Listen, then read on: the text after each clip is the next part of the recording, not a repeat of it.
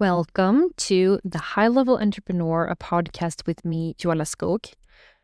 In today's episode, I wanted to give you all a little bit of an update of where I'm at in my business right now, because we are 6 months into the year and I currently feel like I'm in some kind of a new era of entrepreneurship where, when you've kind of been on the verge of an identity shift, but you kind of haven't felt fully there. You just kind of feel like I'm about to be there. Like something just needs to shift. I just don't know what it is. And I feel like that's where I'm at right now. Like I'm in the middle of some kind of identity shift, or like I have done the identity shift.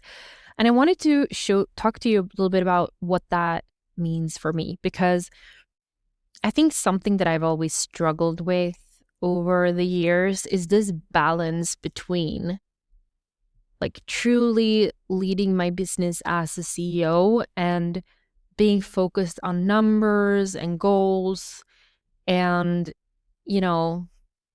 set goals that are number based, like versus making decisions from alignment and intuition and, like creating a business that is designed based on the lifestyle that I want to live. And I feel over the years, I have been in both of those identities, if you will. I have been in the numbers focus, like volume, sales calls, sales, converting, goals, like hitting the numbers. I've been in that. And I've also been in a phase where I've been like trying to avoid the numbers, like not wanting to be focused on the numbers, wanting to be more connected to what I feel like and my intuition. And I've gone back and forth between these two different identities and like balanced them. I guess that's why it's worked, because I've been in one when I needed to be in one, and then I've gone into the other and like tried to balance it. And I think to the outside, it might look like I've always been in both identities, I think, because I think from other people's standards, maybe for some other people's perspectives and standards, yes, maybe I always was, but like for me, I know what it would mean to truly, truly, truly lead my business as a CEO and make data-driven decisions and become better at KPIs and following up and all of that stuff. And I also know what it's like to be very intuitive and, just be a creator, like a creator of money and creator of income and creator of results. And I think I haven't seen a lot of examples of people being able to be both. Or at least that's not what's being projected to me. I think there are, but I just don't think people are sharing those two parts of them. And I've always had this very, very strong part of me that is extremely strategic. I'm a pattern recognizer. Like patterns is like why I am where I am, basically. I'm a strategist at my core. I see patterns in my clients. I see things that other people don't see. I've managed to jump on trends and like grab opportunities way before everyone else understood that those things were coming. So I've had this like gift to, to jump on things very quickly. And because of this strategy and because of that version of me, and something that I've evolved into, and I always was, but something that has been a key part of my success has also been the fact that I'm very driven by intuition and alignment. And my life improved 20 times more when I started following my intuition, when I started choosing alignment, radical alignment. That's a word that people love when I talk about. Like radical alignment means that I've made decisions that hurt my ego, but is good for me. things that don't look good but actually is good. And sometimes I've struggled with having both of these identities inside of me and having both of these part of me included in my offers and working with my clients. I feel like I've jumped between them. A lot of my one-on-one clients have gotten both for me always and always will. But in my groups and in my content, in my marketing, I feel like I've jumped between both of these parts of me. And I don't feel like it's until now that those parts of me are integrated and embodied in a way where I finally understand how they are connected.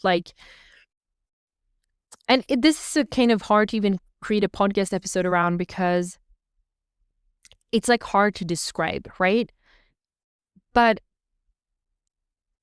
I will give you examples. I'm going to try to give you examples, okay? So I'm currently halfway through the month. I'm at a 70K sales month. All right. And that 70K sales month could have probably been 100K right now, 150K. If I'm being realistic, I would say somewhere between 100K to 150K, somewhere between there, I probably would have been if I had not followed intuition and alignment. And I'm speaking to you very honestly here because some people may be like, she's talking a bunch of crap. That's just that's not true. But years ago, I would have made different decisions when I was more obsessed with numbers and making everything work and being very controlling. I would have been so obsessed with the numbers. And first of all, I would have been disappointed with myself if I didn't hit the numbers. I had a phase when if I wasn't growing each month, I was disappointed. I look back at that laughing at myself oh, you're so cute. You were sad about a 20K sales month. Because the last month was 40K. It's pathetic, right? I look at myself and was oh, that's pathetic. I'm not that kind of person anymore. My mood is not controlled on how much money I'm making. I'm not doing this work because of money. That's not the vibe. So a couple of years ago, I would have made the decision to say yes to people that weren't 100% aligned. I would have said yes to people that I felt a bad vibe from. I would have pushed harder for people to buy from me, even if I had to sacrifice some requirements that I had for people. I would have, told myself that, yeah, this is an ideal client. Maybe this is a good client. And then I would have said yes. So it would have gone against my intuition. And I had so much interest for Industry Leader Lounge this month because I did a training called How to Become the 1% Industry Leader that signs $20K clients. And this was such a great training and so popular. I think one of the best ones I've ever done. And we're actually doing it again in August, by the way. So if you want to be a part of it, keep an eye out. Make sure you're on my newsletter because it's coming, okay? And it will be even better this time around. There will be surprises. And I'm not going to say more because we're still planning it. But basically, this training caused a lot of interest for Industry Leader Lounge. A lot of booked calls with ideal clients, not all of them ideal clients, but many of them ideal clients or half ideal clients. And I made the decision to say no to a lot of people. I made the decision to, say, you know what, ILL is not for you. And the reason I did that is a variety of different reasons, okay? It's not only one reason. Every single person, there was a different reason why I said no. But at the core of it all, it's not about the individuals. It's about why I said no. First of all, Industry Leader Lounge, I have always said, and this is something I am staying committed to, is this is a high-level space for entrepreneurs that are already experienced and advanced. They have revenue in their business. They are making 6 figures or multiple 6 figures, and they are in the process of wanting to scale, wanting to grow industry leadership and sell premium offers. And they know that in order to create those results, they need to become the leader, the CEO, the entrepreneur that creates those results. So when they join ILL, they also know that they're going to get very good support in everything related to like strategy to achieve that and positioning, but they're also going to get support on the mindset and identity, upgrade that needs to happen to create bigger results, to sell at higher levels, to put yourself in situations that you're not used to just upgrade on every single level. And, if someone applies to ILL and I either feel like, what, ILL is just not right for you, you should be focusing on something else. Like if I genuinely in my heart believe that for them, I won't sell to them. That it's not the right thing to do. I could sell to them, but it's not the right thing to do if I truly believe they need something else. If I don't believe that I will be able to help them. If my intuition says this person could join, but then after a few months, they wouldn't get anywhere. Like they wouldn't have gotten anywhere. They wouldn't maybe join the calls or be, whatever it is. If I have that feeling, sometimes it's intuition, sometimes it's knowing, like I won't sell ILL to them. And I will say, maybe in the future or something like that. Because maybe it is. Maybe it's true that in the future, this could be the right thing. This could be the right move for them. The other aspect is that even if ILL could be right for them or could be relevant or whatever it is, or the value, if I feel like it's the person in front of me is not living up to the requirements, I also have to decline, because I'm not just selling to a new client. I'm not just trying to create results for a new client. I'm also trying to protect the space, because I'm also focusing on my current clients. I'm not just trying to get new clients. Okay. I'm taking care of my current ones. So taking care of the current ones means that I am living up to my promise that only experienced entrepreneurs are joining ILL. Only people that are further ahead in business are joining ILL, and people who have already an understanding of the importance of identity and strategy to achieve your goals and sell premium offers. Okay. So if I feel like it's not a good fit for those reasons, then it's not going to be a fit. Okay. So And the truth is, like, a lot of the people that apply to ILL, that's what they told me as well. Like, they were like, I need to be in a room with people who are more advanced than the rooms I'm usually in. I'm surrounded by people that are either beginners or they're just consultants, like not wanting to grow and scale, or they're, not even business owners. And I need to be in a space that is more advanced. Like, I don't want any of those beginner conversations. And then if I would accept someone who's a very beginner and like just starting up their business, their questions and problems are going to be different than someone who is more advanced.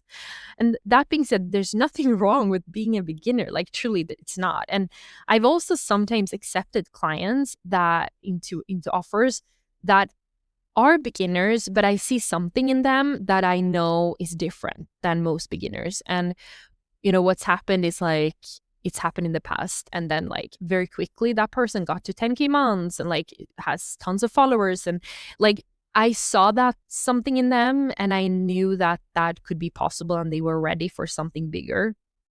And they would also not belong in a beginner room. So of course there could always be exceptions to the rule. Of course.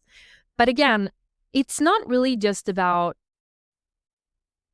intuition.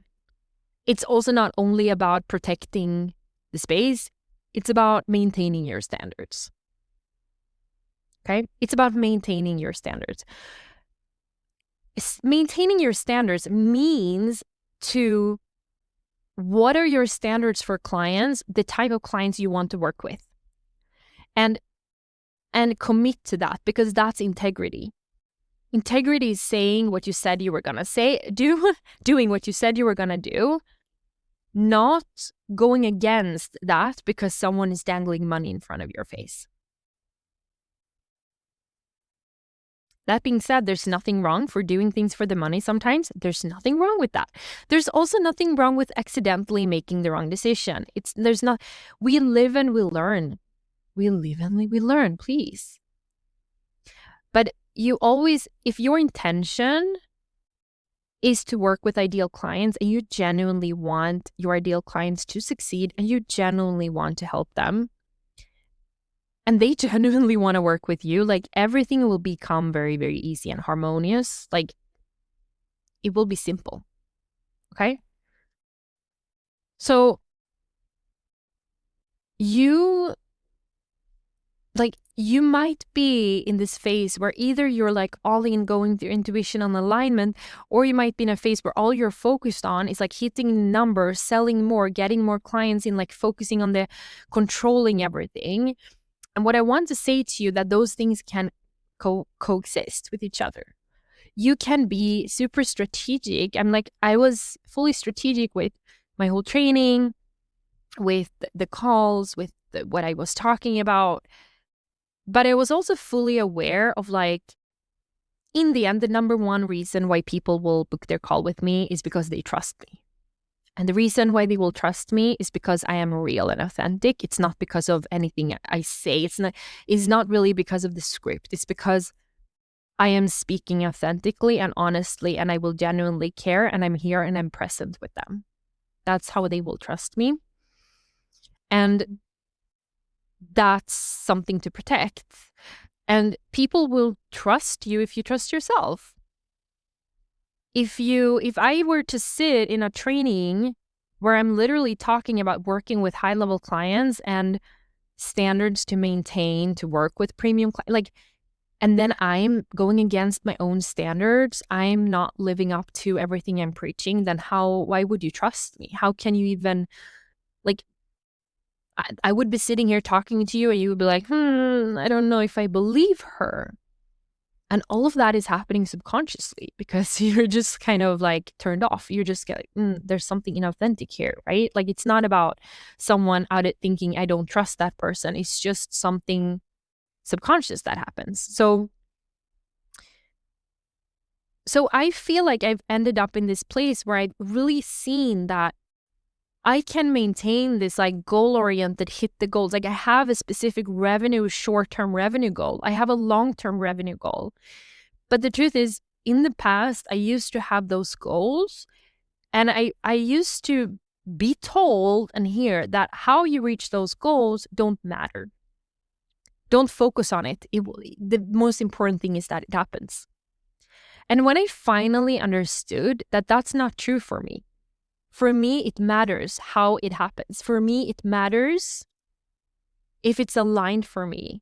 For me, it matters who I work with. For me, it matters how I work. Like when I realized this, suddenly it became easier for me.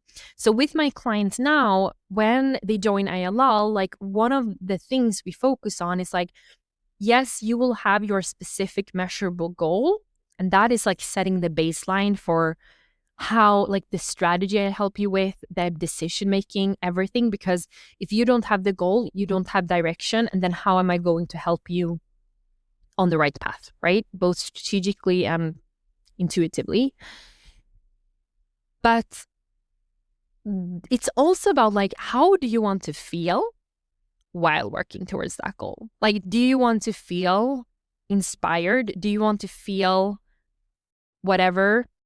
That's important. Like you need to know, align. How do you want to feel? Because in the end, we're not always going to be feeling good. But if you feel bored while working towards that goal, or if you feel understimulated or overstimulated by working towards that goal, is that goal even worth having? Another thing when we talk about measurable goals is it's not just about revenue. It's about profit, but it's also not just about those numbers. It's about things like, how much do you want to work? Maybe you have a goal for how much you want to work. Maybe you have a goal of how much you want to work for clients. For example, I was recently in a call with someone who said, well, I'm currently at, I think this person was at 100K or 150K, something like that, 100K, I think, dollars per year, like something between 120, something like that. And was spending 80 to 90% on client delivery. And that is the truth for a lot of people that come to me. Like, they spend most of their time on working for clients. And that's not possible if you want to be a CEO of a scalable business. You can't be working 80, 90% of your time on client work, right? So it might be that you don't want to work like this person that I spoke to. Maybe this person is listening to this podcast, I don't know, but said that they don't want to work less. They just want to work less on client delivery. And that's the case for, I mean, I'm also that kind of person. I don't really want to work less. It's more about what I want to spend my time working on. So a goal could be that you want to go from 90% client delivery to 30% of the time or 20% of the time of client delivery. Or you might want to go from working 8 hours per day to 6 hours per day. That's also a highly valuable goal. So your goals should be aligned for you. Okay. And traditionally, we are focused on like revenue and profit, but like how you want to feel and how much you want to work and how much you want to work on client delivery, how much you want to be in your zone of genius, that should be the goal. Like, in the end, my intention for myself is equally achieving financial freedom and wealth, as well as living and working from my zone of genius the majority of the time, working on client delivery X% of the time, whatever it could be. I'm not even sure right now because I'm quite happy with how it is right now.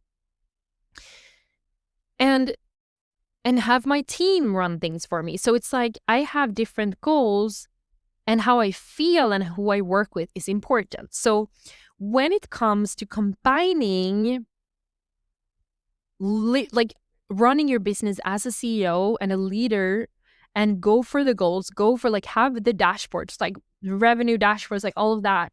Like we help our clients with that as well. We have the systems, like all of that. We help our clients with that as well. It's true, because that really helps you make decisions as a CEO and lead your business as a CEO. Like, you can do that, but you can also have boundaries. You can decide that I don't want to work with this type of client. I only want to work with this. I only want to work this many hours. I want to scale my business with a team, but I only want like one person. Or you can literally shape your business however you want to, right? And to be honest with you, like a big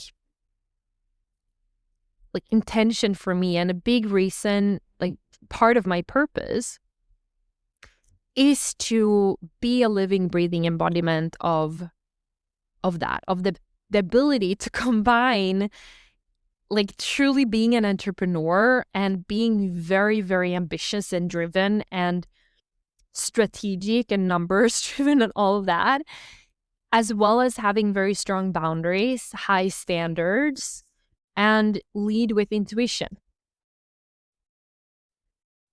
Because I am not myself without one or the other. I'm not myself without one or the other. And it could be that as you're listening to this, you might feel like, well, I need to practice my intuition more. I need to practice my embodiment more. I need to practice boundaries and standards more. That could be part of you. Another person might be listening to this and feel like, well, I need to practice more like scalability,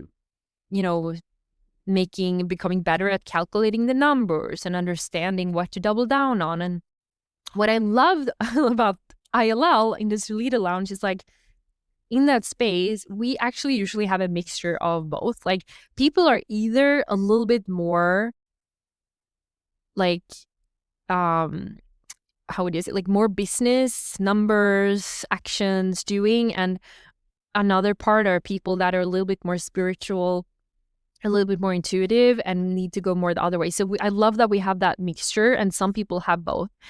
And because we really need to practice carrying both in order to create the kind of results we want to create. And sometimes I go too much into one or the other. But now what I'm doing is really practicing combining them. And like I said, part of that is you do something like a strategic webinar, whatever, but then you combine it with, well, at the end of the day, what matters most is my presence, not what I say, not that I do everything correctly. Like, that is my presence is the most important thing. When I'm in the sales calls, what's most important is that I genuinely care. What's most important is that if I genuinely care and I truly believe ILL is the right move for them, how can they not buy, right? And then if I truly deep down believe that this is not the right move, either for them or for me, that's what I need to express to them. And I need to set that, boundary, or I need to maintain those standards. And that means like, sure, your ego, if you have a big ego, that might take a hit. Luckily, I've already practiced putting my ego in the back seat. So, you know what? This month could turn into 100K sales month, 100%. Do I feel like I need that? Do I feel like that is my purpose? Do I feel like that is something that is super, super important to me? No, because what's most important to me is maintaining my standards and my integrity and alignment. That is what's most important to me. And I will get to 100K sales month, that way. And if that means I have to allow my ego to take a hit, which it really isn't anymore, not really taking a hit. But also, even if that had to be true, then I would have to take a hit for a while. Or, know whether I feel like, oh, I wish that I could say that I had 100K like sales month. And when I say 100K, I mean dollars, like not SEK, by the way. So just so we're clear there, like 6-figure dollars or euros or what, if you will. So would I like to say that? Would I like to achieve that goal? Would I celebrate if it happened? Sure. But would I feel good about it if I had done it in a way that was unaligned? I wouldn't. No, I wouldn't. I wouldn't feel good about that. I just wouldn't. Like, no. I would feel good if, the only way for me to feel good about hitting a number, hitting a goal, is if it was done in a way that allowed me to work with ideal clients, sell the offers that I want to sell, maintain the lifestyle that I want to maintain, work as much as I want to work, and feel good about it and feel like I'm living my purpose and living my dream along the way. And that means, like, in order to do that, you need to have standards. You need to maintain your standards. You need to maintain your integrity. Okay?